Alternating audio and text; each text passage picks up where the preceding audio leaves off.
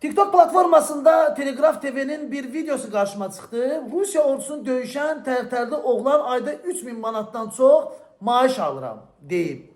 Və bu videonu sizə göstərəcəm. Zəhmət olmasa bir video baxın. Kimi 10 gün ərzində bank hesabına 1,7 milyon, bizim pulla 34 bin manat köçürülür. Aylıq maaşım isə 210 bin rubuldur. Azərbaycan pulu ilə 3 bin manatdan çox edir. Lakin alınan məbləğ tutduğum vəzifədən asılı olaraq dəyişir. Mən istəyirəm ki, insanlar məni düz başa düşsün. Uşağımın xəstə olması və Azərbaycanda iş tapa bilməməyim mənim bütün həyat prinsiplərimi dəyişdirdi. Mənim içimdə insanlıq deyilən bir şey artıq qalmayıb. Bu səbəbdən mənim üçün bu etdiyim işin doğru və ya yanlış olması artıq fərq etmir.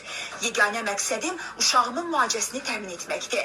Mən bu fikir uğrunda yaşayıram. Bu sözləri Telegraf açıqlamasında Rusiya ordusunda döyüşən Azərbaycanlı Emin Nəcəfzadə deyib. O 2020-ci ildə Vətən müharibəsində iştirak edib.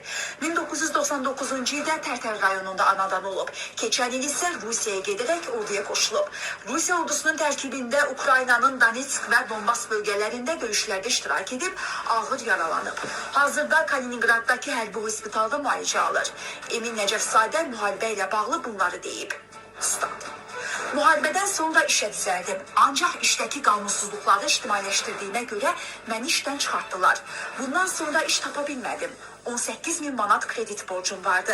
Ailəmi dolandıra bilmirdim. Uşağım da xəstədir. Bu səbəbdən Rusiyaya getmək qərarına gəldim.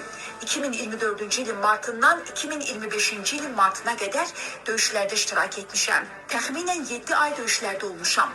Bizə 2-3 həftəlik məzuniyyətlər verirdilər. Mina axtaran kimi çalışmışam. Orada çox sayda Azərbaycanlı var idi. Əksəriyyəti Rusiyada yaşayan Azərbaycanlılardı. Müqavilə bağlayıb müharibəyə qoşulublar. Statın sonu. Videomuzu bəyəndinizsə...